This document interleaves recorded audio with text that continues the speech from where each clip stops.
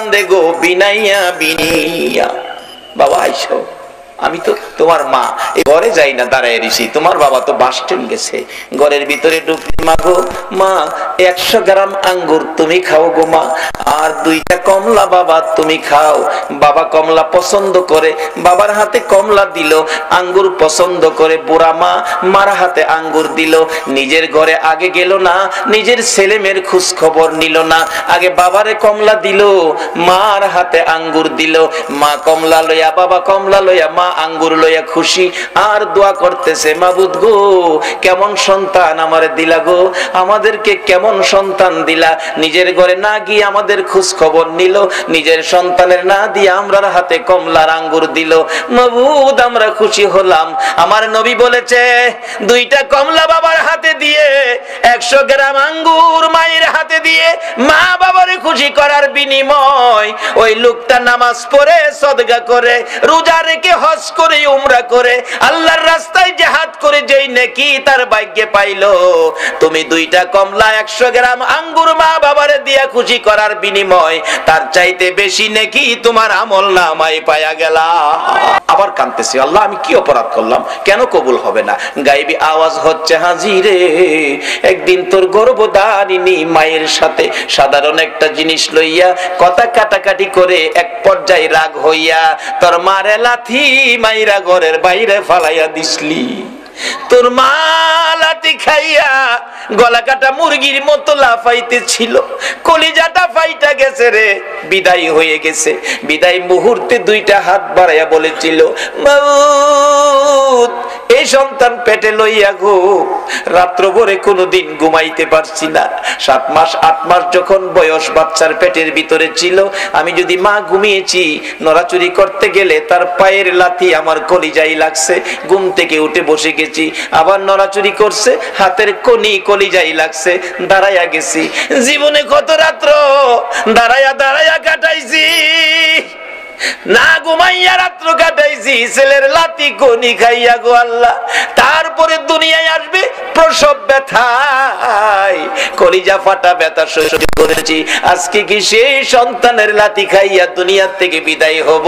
মাবুদ গো বিচার তোমার কাছে দিয়ে গেলাম, এই বিচার তুমি কইরো, আমি মা বিদায় হলাম। বিচারটা দিয়েই মা দুঃখিনী দুনিয়ার থেকে বিদায় হয়ে গেছে। আমার আল্লাহ বলেন, হাজিরে লাথি দিয়া মার কলিজা ফাটাইয়া মারে দুনিয়ার থেকে বিদায় করে দিয়ে আরাফাতের ময়দানে 40 বার হজ করতে আইসা কান্দো, আমি আল্লাহ জানিয়ে দিলাম রে, মার কলিজা ফাটাইয়া 40 বার কেন, 40,000 বার হজ করলেও তোমার হজ আমি কবুল করব না। বাবারা, মা বাবারে কষ্ট দিয়া মক্কা মদিনায় হজ করতে যাইেন না। একজন হাজী সাহেবের জীবনীতে দেখি উনি 39 বার হজ করে 40 বারের মাথায় হজে গিয়ে আরাফাতের ময়দানে খুশির কান্না কান্দে, প্রভু গো কি আমার নসিব, 40 বার হজ করলাম। গায়েবী আওয়াজ হইতেছে, হাজী 40 বার কেন, হায়াত পায়া 40,000 বার হজ করলেও তোমার হজ কবুল হবে না। আমার নবী বলেছে, তোমার মা বাবাই তোমার হজ, তোমার মা বাবাই তোমার নামাজ, তোমার রোজা, তোমার মক্কা, তোমার মদিনা, তোমার মসজিদ, তোমার মা বাবা হলো তোমার জান্নাত। সব ঠিক আছে, মা বাবার সাথে সুতা পরিমাণ বেশকম চরিত্র, আচার আচরণ, ব্যবহার যদি খারাপ থাকে সব শেষ হয়ে গেছে। কারণ মা বাবার উসিলাতেই আমরা দুনিয়াতে আসছি, মা বাবার উসিলাতেই আমরা দুনিয়াতে আসছি। মা বাবা যদি কষ্ট স্বীকার না করতো, ছোটকালে যখন বিছনাত পায়খানা করতাম, মা যদি পরিষ্কার না করতো, তাহলে এই পায়খানা ফইরা থাইকা ঠান্ডা কইরা দুনিয়াতে মইরা গেলাম বলে এই সময় একটু প্রস্রাব পায়খানা মা আমাদের শরীরে থাকতে দেয় নাই। বাবা একটু রোগ হইলেই রাত্রে রিক্সা পাইছে না, গাড়ি পাইছে না, সন্তানটা কোলে লইয়া অন্ধকারে দৌড় মারছে ডাক্তারের কাছে, ডাক্তারখানা বন্ধ, দরজায় দাঁড়ায় বাবা কাঁদছে, ডাক্তার সাহেব দরজাটা খুলেন, আমার বাবার অবস্থা ভালো না। ডাক্তার বলছে এই মাত্র খালি শুইলাম, অন্য ডাক্তারের কাছে যান। বাবা চোখের পানি ছেড়ে ডাকতো, ডাক্তার তোমার 2টা পায়ে ধরি, আমার বাবারে বাঁচাও। এই দরদি মা বাবা ছাড়া পৃথিবীতে কেউ নাই। এই মা বাবার যদি কেউ কষ্ট দিয়ে থাকেন, তাইলে আর নামাজ পড়েন না, রোজা রাখেন না, হজ জাকাত কিচ্ছু করেন না, কোনো কাম হইতো না। আগে মা বাবার দরবারে যান, বলে হুজুর কেমনে যাইতাম, মা বাবারে 10 বছর যাবত 12 বছর যাবত কষ্ট দিতেছি, আজকে মাহফিল শেষে মা যে ঘরে থাকে যায় খালি একটা ডাক দেন, মা বাবা কই, মা বাবা কই, এই দুইটা শব্দ দুইজনে শুনলে দেখবেন আনন্দে আত্মহারা দরজাটা খুলে দিয়া বলবে, বাবা রে তুই কেমনে রে আমারে বাবা কইছস, মা কইব আমারে কেমনে মা কইছস। মাগো ভুল করছি, তোমাদের সাথে ব্যবহার খারাপ করছি, মাপ চাইবার লেগাইছি। মা বাবা দেখবেন দুজন কইব, বাবা মাপ চাইতে হইতো না, তুই যে মা কইছস বাবা কইছস এতেই আমরা তোরে মাফ করে দিছি। এই মা বাবা যদি কবরে থাকে বলে হুজুর মা বাবারে কষ্ট দিছি, আর মা বাবা তো কবরে, এখন কি করব? মা বাবার কবরে যান, কবরে গিয়া মা বাবার জন্য কান্দেন। কি কি কইয়া কানবেন? আল্লাহ শিখাইছে, রব্বির হামহুমা কামা, এইভাবে কানতে থাকেন। যদি আপনার চোখের পানিতে মা বাবা কবর থেকে নাজাত পায়, রুহানি ভাবে কবর থেকে আপনার অপরাধগুলি মা বাবা কবর থেকেও ক্ষমা করে দিব। কিন্তু কান্দার সিস্টেমটা কি? কবরে যাবেন, অনেক হুজুররা কইব কবরে যাইেন না, কোন ফতুয়া মানেন না, মা বাবার কবরে যাইেন। কবরে যাইয়া মা বাবার কবরের পশ্চিম পাশে দাঁড়াবেন। পশ্চিম পাশে কেন? আমরা কবরে লাশটা যখন রেখে দেই পশ্চিম দিকে কাত করে দেই, পশ্চিম দিকে কাত করে দেই। আর আমরা কবরে গেলে মা বাবার কবরে, কিতাবে আসছে মা বাবার কবরের পশ্চিম পাশে দাঁড়াইয়েন, পূর্ব পাশে দাঁড়াইয়েন না। মা আবার এই পশ্চিম দিক থেকে পূর্ব দিক হইয়া তোমারে দেখবো, এটুক কষ্ট তুমি মারে দিও না। পশ্চিম পাশে দাঁড়াও, আর সাথে সাথে কোরআন তালাওয়াত দুরূদ ইস্তিগফার পাঠ কইরো না। কেন? সাথে সাথে কোরআন তালাওয়াত দুরূদ ইস্তিগফার পাঠ করতে থাকলে একটা নূরের পর্দা এসে তোমার মুখটাকে ঘুরে ফেলে, কাজেই তোমার মা তোমাকে মন ভরে দেখতে পারে না। মা সন্তান দেখার স্বাদ আছে কিনা বলো? বাবারে মারে দেয় না, জিনিসপত্র দেয় না, মার খাবার দেয় না, কোনো কিছু দেয় না। এরপরও দেখেন সন্তানটা বাড়িতে বাইরে যায় সময় কেউ তাকায় না, কিন্তু মা কিন্তু তাকায় থাকে, একটা আশা করে তাকায়। বাবারে একবার যদি আমার দিকে চায় আমার একটা মা কইয়া যাইতি।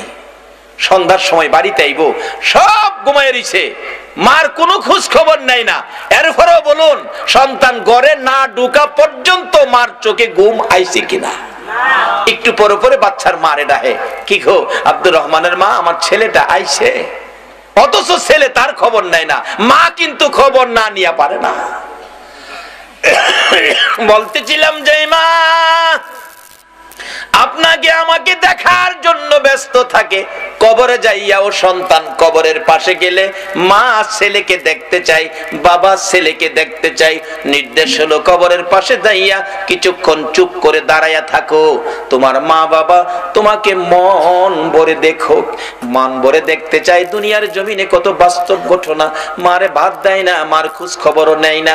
তারপরও ছেলেটা ঢাকা থেকে আইসা বৃহস্পতিবার সন্ধ্যায় শনিবার সকালে যেদিন চলে যায়, মা পিছে পিছে এতিমের মতো যায়। একবার যদি ফিরে চাইতি রে বাবা, আমার মা কইয়া ডাক দিতে খুশি হইতাম, ডাকও দিল না, ফিরেও চাইলো না।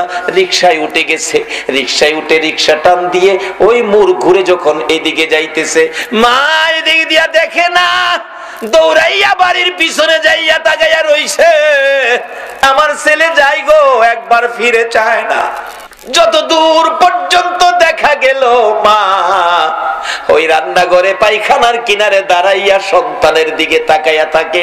বলুন এরকম দরদ মার সন্তানের জন্য আছে কিনা? কিন্তু মার জন্য আমরা কি করলাম? আমরা কি করলাম মার জন্য? আমার নবী নিজেও মা বাবার জন্য পাগল ছিল, উম্মতের এই আদর্শটুকুন দিয়ে গেল। বাস্তব ঘটনা, আমার নবীর বয়স যখন 6 বছরে পৌঁছে নাই, আমার নবী সঙ্গীদের সাথে মাঠের মধ্যে ছিল। বিকাল হয়ে গেলে অন্য বন্ধুদের বাবা এসে টান দিয়া কোলে নেয়, 2 গালে চুমো দেয়, আর কত খেলবি চল বাড়িতে যাই। আমার নবী তাকিয়ে থাকে, সঙ্গীদেরকে জিজ্ঞেস করে কে আসলো, তাকে কোলে নিয়ে 2 গালে চুমো দিল। ডাকতেছে সঙ্গীরা, ও মুহাম্মদ তুমি তো জানো না এই ছেলেটার বাবা হইল ইনি, তাই না কোলে নিয়ে 2 গালে চুমো দিছে। আমার নবী তাকিয়ে আছে, বাবার কোলে সন্তান, বাবার আদর কত সুন্দর দেখা যায়। আমার নবী খোলা আকাশের নিচে দাঁড়াইয়া ওই বাবাগণের দিকে তাকাইয়া তাকাইয়া চোখের পানি ছেড়ে ছেড়ে কান্দে, আর নিজেকে নিজে প্রশ্ন করে, ও মুহাম্মদ তোমার বাবা কই, তোমার দিকেও কোলে নেয় না। আমার আল্লাহ বলেন, বন্ধু গো তোমার বাবা নাই গো, তুমি এতিম। এই বলে তোমার আদর কমবে না। আমি কুল মাখলুকাতকে নির্দেশ করে দিয়েছি সবাই যেন তোমাকে ভালোবাসে। আর তোমাকে যদি ভালোবাসে আমি আল্লাহ দেখি, কথা দিলাম তোমার ভালোবাসার বিনিময়ে আমি আল্লাহর ভালোবাসা পায়া যাইব। আমার নবী কাঁদতেছে, আমার নবী বাড়িতে যায় না, বাবার ব্যথায় কান্দে। সঙ্গীরা খবর দিলেন আমেনার কাছে, আমেনা গো তোমার আদরের সন্তান ময়দানে দাঁড়াইয়া কান্দে, কি জানি ব্যথা আমাদের কাছে কয় না। দৌড়াইয়া যায় ডাকতেছে, বাবা গো এইভাবে কেন কান্দো, কে মারছে, কে দুঃখ দিছে বলো, তোমার দাদারে দিয়া শক্ত বিচার করাবো। আমার নবী কান্দে, শিশু নবী মা, কেউ মারে নাই, কেউ ব্যথা দেয় নাই, সবাই আমার সঙ্গীরা বাবার কোলে উঠে বাড়িতে গেল গো মা, আমার বাবা কই, আমি বাবার কোলে উঠবো, বাবার ব্যথায় কান্দি। আমি নাও চোখের পানি ছেড়ে দিলেন, বাবা গো তোমার বাবা নাই, বাবার কথা আমারে জিজ্ঞেস করো না, এই বাবার অভাব আমি পুরা করতে পারবো না। যখন কোথাও পারলো না বাবার অভাব পুরা করত, নিজেই তালাশে বেরিয়ে গেলেন, বাবারে কোথায় পাবো। মরুভূমির উঁচু পাহাড়ের উপরে উঠে মক্কা নগরীতে চারদিক ঘুরে ঘুরে হাত বাড়াইয়া ডাকে, বাবা বাবা তুমি কই গো,